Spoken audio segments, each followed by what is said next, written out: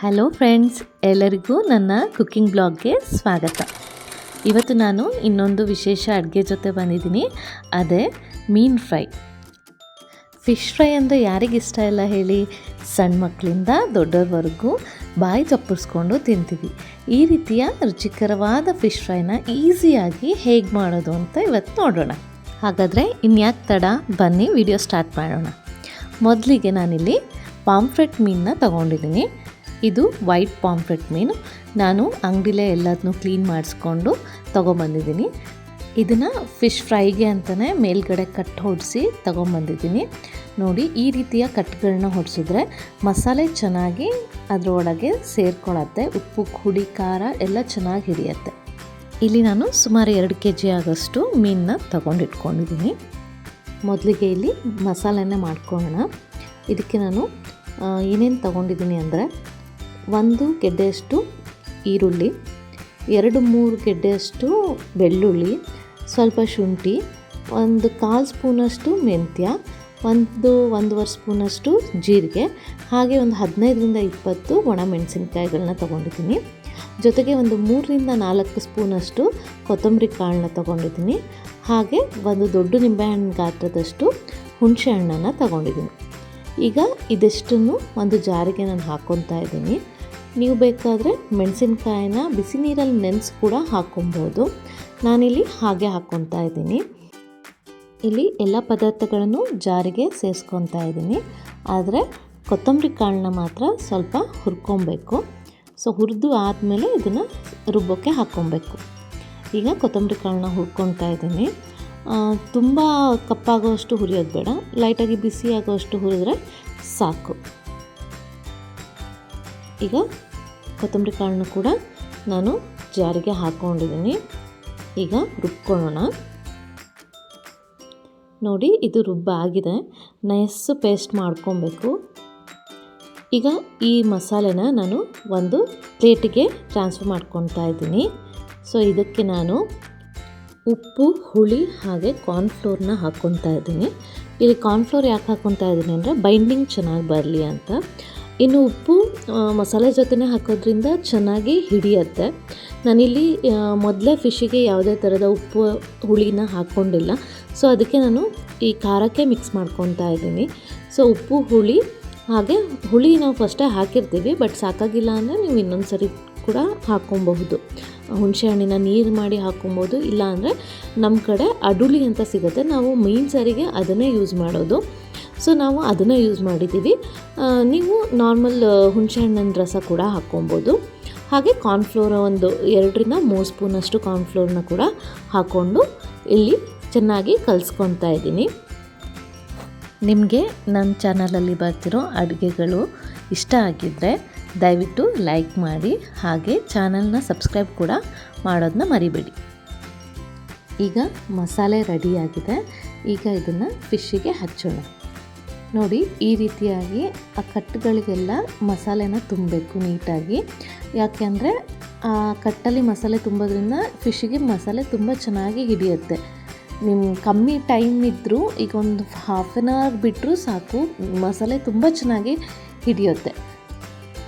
ನೋಡಿ, ಈ ರೀತಿಯಾಗಿ ನಿಧಾನವಾಗಿ ಮಸಾಲೆನ ಹಚ್ಕೊಬೇಕು. ಈ ರೀತಿಯಾಗಿ ಇಡೀ ಮೀನಿಗೂ ಮಸಾಲೆನ ಹಚ್ಕೊಂಡು ಇಟ್ಕೊಳ್ಳೋಣ. ಇಲ್ಲಿ ಮಸಾಲೆನ ತುಂಬ ನುಣ್ಣಗೆ ರುಬ್ಕೊಬೇಕು. ಸ್ವಲ್ಪ ತರಿಯಾಗಿದ್ದರೆ ಬೈಂಡಿಂಗ್ ಚೆನ್ನಾಗಾಗಲ್ಲ. ನಿಮಗೆ ಫ್ರೈ ಮಾಡೋ ಟೈಮಲ್ಲಿ ಆ ಮಸಾಲೆ ಉದುರು ಹೋಗೋವಂಥ ಚಾನ್ಸಸ್ ಇರುತ್ತೆ. ಅದಕ್ಕೆ ಯಾವಾಗಲೂ ಮಸಾಲೆನ ನುಣ್ಣಗೆ ರುಬ್ಕೊಬೇಕು.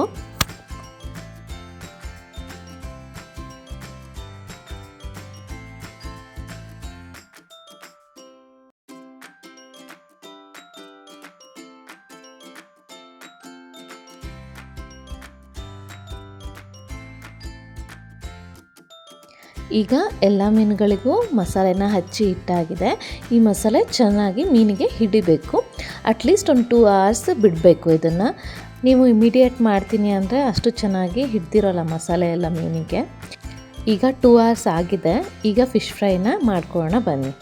ಮೊದಲಿಗೆ ರವಾ ಫ್ರೈನ ತೋರಿಸ್ತಾ ಇದ್ದೀನಿ. ಇಲ್ಲಿ ನಾನು 2 ಥರದ ಫಿಶ್ ಫ್ರೈನ ತೋರಿಸ್ತಾ ಇದ್ದೀನಿ. ಮಸಾಲೆಯಲ್ಲಿ ಏನೂ ಡಿಫ್ರೆನ್ಸ್ ಇಲ್ಲ. ಒಂದು ರವಾ ಫ್ರೈ ಮಾಡ್ತಾಯಿದ್ದೀನಿ, ಒಂದು ಹಾಗೆ ತವಾ ಫ್ರೈ ಥರ ಮಾಡ್ತಾಯಿದ್ದೀವಿ.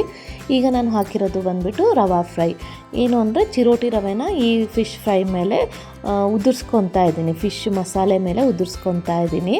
ಸೊ ನೋಡಿ, ಈ ರೀತಿಯಾಗಿ ರವೆನ ಉದುರಿಸ್ಕೊಂಡು ಅದಕ್ಕೆ ತುಪ್ಪ ಅಥವಾ ಎಣ್ಣೆನ ಹಾಕಿ ಫ್ರೈ ಮಾಡಿದ್ರೆ ಅಲ್ಲಿಗೆ ರವಾ ಫ್ರೈ ರೆಡಿ ಆಗುತ್ತೆ. ನಾರ್ಮಲಾಗಿ ಫ್ರೈಗೆ ಸ್ವಲ್ಪ ಎಣ್ಣೆ ಸ್ವಲ್ಪ ಜಾಸ್ತಿನೇ ಬೇಕಾಗುತ್ತೆ. ನೀವು ಎಣ್ಣೆ ಜೊತೆ ತುಪ್ಪನೂ ಹಾಕಿದ್ರೆ ನಿಮಗೆ ಗೀ ರೋಸ್ಟ್ ಫ್ಲೇವರ್ನ ಕೊಡುತ್ತೆ. ಸೊ ಹಾಗಾಗಿ ಸ್ವಲ್ಪ ತುಪ್ಪನ ಯೂಸ್ ಮಾಡ್ತಾ ಇದ್ದೀನಿ ನಾನಿಲ್ಲಿ.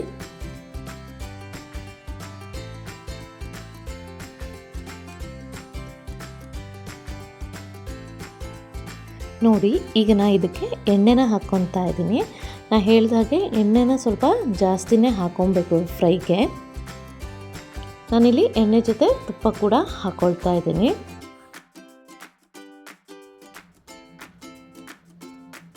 ಈ ತುಪ್ಪ ಹಾಕೋದ್ರಿಂದ ಮೀನಿನ ಫ್ಲೇವರು ಚೇಂಜ್ ಆಗುತ್ತೆ, ಸ್ಮೆಲ್ ಕೂಡ ತುಂಬ ಚೆನ್ನಾಗಿ ಬರುತ್ತೆ, ಗೀ ರೋಸ್ಟ್ ಥರ ಆಗುತ್ತೆ. ಸೊ ಇದನ್ನು ಈಗ ಸಣ್ಣ ಉರಿಲಿ 2 ನಿಮಿಷಗಳ ಕಾಲ ಬೇಯಿಸ್ಕೊಬೇಕು. ಈಗ ಇದಾಗಿದೆ 1-2 ನಿಮಿಷಗಳ ಕಾಲ. ನೋಡಿ ಎಷ್ಟು ಚೆನ್ನಾಗಿ ಬೆಂದಿದೆ ಅಂತ. ಈಗ ಇದನ್ನು ತಿರುವು ಹಾಕಿ ಇನ್ನೊಂದು 2 ನಿಮಿಷಗಳ ಕಾಲ ಸಣ್ಣ ಉರಿಲಿ ಬೇಯಿಸ್ಕೊತೀನಿ. ಈಗ ಇದು ರೆಡಿ ಆಗಿದೆ. ಇದೇ ರೀತಿ ನಾನು ತವಾ ಫ್ರೈ ಮಾಡೋಕ್ಕೆ ಹಾಕ್ತಾಯಿದ್ದೀನಿ. ಇದಕ್ಕೆ ನಾನು ರವೆ ಹಾಕಲ್ಲ, ಹಾಗೆ ಬರೀ ಮಸಾಲೆ ಹಾಕಿ ಫ್ರೈ ಮಾಡ್ತಾಯಿದ್ದೀನಿ. ನಿಮಗೆ ಯಾವ್ದು ಚೆನ್ನಾಗಿ ಅನಿಸುತ್ತೆ ಅದನ್ನ ನೀವು ಮಾಡ್ಕೊಬೋದು. ನಾನು 2 ಥರನೂ ತೋರಿಸ್ತಾ ಇದ್ದೀನಿ.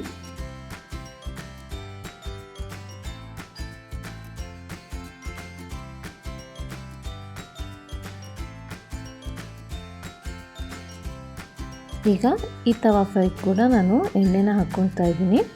ಸೊ ಎಣ್ಣೆ ಮತ್ತು ತುಪ್ಪನ ಹಾಕ್ಕೊಂಡು ಇದನ್ನು 2 ನಿಮಿಷಗಳ ಕಾಲ ಬೇಯೋಕ್ಕೆ ಮುಚ್ಚಿಡ್ತಾ ಇದ್ದೀನಿ.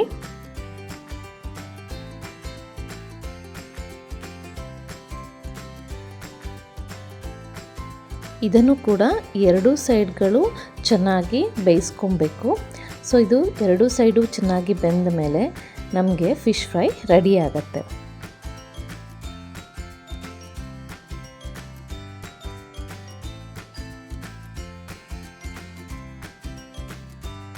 ನೋಡಿದ್ರಲ್ಲ ಫ್ರೆಂಡ್ಸ್, ಎಷ್ಟು ಈಸಿಯಾಗಿ ಫಿಶ್ ಫ್ರೈನ ಮಾಡ್ಕೊಳೋದು ಅಂತ.